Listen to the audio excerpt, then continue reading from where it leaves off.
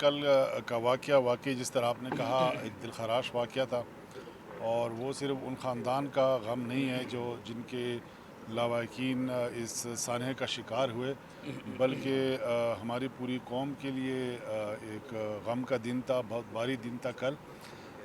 یہاں پہ جیسے جہاں پہ ہم کھڑے ہیں، آپ دیکھ رہے ہیں کہ ہمارے پیچھے دریائے سوات بہہ رہا ہے۔ دریائے سوات کی ایک خاصیت ہے کہ یہاں پہ فلیش فلڈز آتے ہیں جس میں رسپانس کا ٹائم بھی بہت کم ہوتا ہے اور پانی کا بہاؤ بھی بہت تیز ہوتا ہے، جس کے لیے بہت زیادہ انتظامیہ کو چوکس بھی رہنا پڑتا ہے،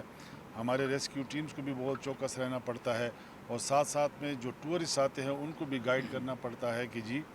یہ ریور جو ہے، یہ دریائے سوات، اس کا جو بیہیویئر ہے وہ انپریڈکٹیبل ہے۔ کل آپ نے دیکھا جہاں پہ فیملی دریا کے بیچ میں گئی پکنک منانے کے لیے، تو وہاں سے بہت تیز فلیش فلڈ آیا، اور ہمارے تقریباً 18 سے زیادہ جو لوگ تھے سیالکوٹ سے تعلق رکھتے تھے وہ وہاں پہ پانی کے اندر گر گئے۔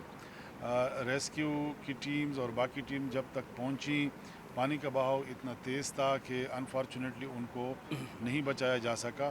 ابھی تک 10 لاشیں جو ہیں وہ برآمد ہو چکی ہیں، ان کو اور ان کے جو باقی خاندان کے لوگ تھے وہ سیالکوٹ ان کو پہنچایا جا چکا ہے۔ حکومت خیبر پختونخوا نے ان کے لیے معاوضے کا اعلان بھی کیا ہے۔ یہ واقعہ ہمارے لیے افسوسناک بھی ہے، اور ساتھ میں ہماری جو انفورسمنٹ کا پورا پیراڈائم ہے اس کے لیے بھی ایک چیلنج بن گیا ہے۔ وزیر اعلیٰ خیبر پختونخوا کی منظوری کے بعد کل ایک اعلیٰ سطح کی انکوائری بھی بٹھائی گئی ہے، جس کی سربراہی چیف منسٹر انسپیکشن ٹیم کے چیئرمین کر رہے ہیں، اور ساتھ میں 2 افسران بھی ہیں۔ لیکن ہماری جو ابتدائی اطلاعات تھی، جہاں جہاں سے کوتاہی ہوئی تھی، یعنی جہاں خواجہ خیلہ کے مختلف ریولیٹس ہیں وہاں سے یہ پانی کا بہاؤ شروع ہوا، تو وہاں سے ارلی وارننگ آنی چاہیے تھی۔ اس میں جو لیگ آیا اس بھی وہاں کے جو ہمارے اسسٹنٹ کمشنر تھے ان کو سسپینڈ کیا گیا۔ یہاں پہ جو ہمارے اس ریلیف کے ہمارے جو باقی افسران ہیں، اسسٹنٹ کمشنرز ہیں، ریسکیو کا جو ڈسٹرکٹ انچارج ہے، ان کو بھی سسپینڈ کیا گیا، کیونکہ ہم ایکسپیکٹ کر رہے تھے ان سے، اور کافی حکومت نے ایک دفعہ 144 بھی لگائی تھی، مختلف ہماری میٹنگز بھی ہوئی ہیں، پورا فلڈ کا پلان بھی ہوا ہے، لیکن ایک چھوٹی سی لغزش کی وجہ سے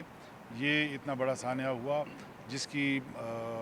کو ہم بغیر سزا کے نہیں جانے دے سکتے تھے۔ تو سسپینشن بھی ہوئی ہیں، اور میں آج یہاں پہ آیا ہوں تاکہ دیکھوں کہ ہمیں امیجیٹ ٹرم میں اور لانگ ٹرم میں کیا کرنا ہے۔ نہیں، 1122 کے پاس ایکوپمنٹ ہے، اور اس کے لیے مزید ایکوپمنٹ کی بھی ضرورت ہے۔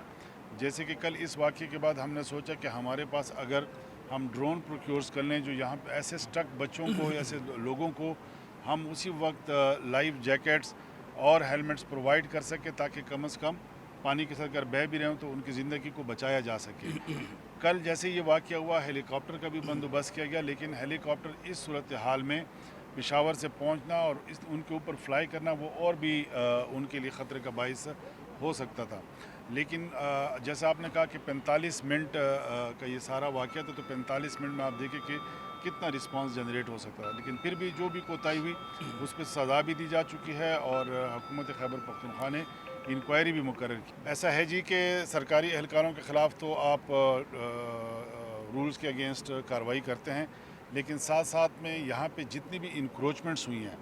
ان کے خلاف پچھلے 3 مہینے میں ایک کیمپین چلی ہے، لیکن میں آج یہاں خود آئیں یہ گیپس دیکھ رہا ہوں کہ کہاں کہاں پہ گیپس ہیں، جو ریور بیلٹ کے اندر جا کے ہوٹلز ہیں یا لوگوں نے کوئی آبادی کی ہے، اسی طرح مائننگ یہاں پہ جو ہو رہی ہے اس سے کتنا برا اثر ہوا ہے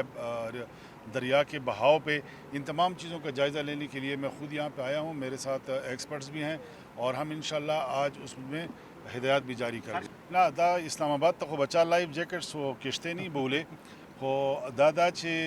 دلته موږ چې کومه زه نن زه ولاړ یم، تاسو ټول وایي چې نیمه غنټې نه 45 منټ پورې واقعه وه، ریسکیو والا راغل، بیا ریسکیو والا لاړل اکوپمنټ پسې، په دې کوتاهۍ باندې هغوی له سزا ورکړې شوې ده چې یو ځل راغل نو بیا به تلل نه، بیا به دلته ولاړو، نوره باقي ټیم پسې به اطلاع کېدله، هغوی به اکوپمنټ را رسو، او چې د کوم ما تاسو ته ووایي چې نوی اکوپمنټ به هم اخیستل غواړي، ځکه چې د څومره په تیزی سره د سیند بهېدو ما نشي خیال چې عام کښتۍ هم هغې ته مخه نیولې وې. دا به داسې سیستم کول غواړي چې موږ ورته رسو، هغه هلته چې څوک په اوبو کې ګیر شوي هغه لا کم از کم لایف جیکټس، هیلمټس، روپس د ورته ورسوو چې په هغې باندې هغې وباسو. نو موږ خپل ټول سسٹم نوی سر نہ گورو. بالکل زندہ افراد کو بچانے کے لیے بھی پیسے رکھے جاتے ہیں، واٹر پروٹیکشن بنایا جاتا ہے، اور ساتھ میں یہ جو جتنے بھی اہلکار سسپینڈ ہوئے یا آگے انکوائری ہو رہی ہے وہ حکومت خیبر پختونخوا کے اہلکار ہی ہیں اور ان کے خلاف ہی انکوائری ہو رہی ہے. دیکھیں جی، جو آپ نے کہا نا کہ جی کیا ایس او پی ہے، ایس او پی بہت زیادہ تفصیل سے ہے. دفعہ 144 کا نفاذ بھی کیا گیا ہے، پوری ایڈوائزری ایشو کی گئی ہے تمام لوگوں کو. لیکن آپ کو پتہ ہے کہ جب ٹورسٹ آتے ہیں، ملک کے مختلف علاقوں سے آتے ہیں، وہ کبھی کبھار ایڈوائزری سے واقف نہیں ہوتے اور کبھی کبھار ایڈوائزری کو وہ اگنور بھی کر لیتے ہیں، وائلیٹ کر لیتے ہیں. کل ہمارے جو جتنے بھی علاقے تھے اس میں 85 لوگ سیلاب میں گرے ہوئے تھے، جن میں سے 58 کو بحفاظت نکال لیا گیا تھا. انفارچونیٹلی یہ 10 لوگوں کی شہادتیں ہوئیں، اور جس کو حکومت اس کے لیے کوئی بہانہ نہیں ڈھونڈ رہی ان کسی کو بچانے کے لیے، خواہ وہ اریگیشن کا سٹاف کی غلطی ہو، خواہ وہ ہمارے ڈسٹرکٹ ایڈمنسٹریشن کی ہو، خواہ ریسکیو کی ہو، خواہ پولیس کی ہو، ان تمام کو قرار واقعی سزا ضرور ملے گی. لیکن یہاں پہ واقعہ ہی آدھے گھنٹے سے 40 منٹ کا سارا تھا. ہیلی کاپٹر یہاں پہ پہنچتے گھنٹہ لگتا ہے اس کو. جب ہم ہیلی کاپٹر پہ لائے تو یہاں سے وہ یہ سانحہ رونما ہو چکا تھا. ایسا نہیں تھا کہ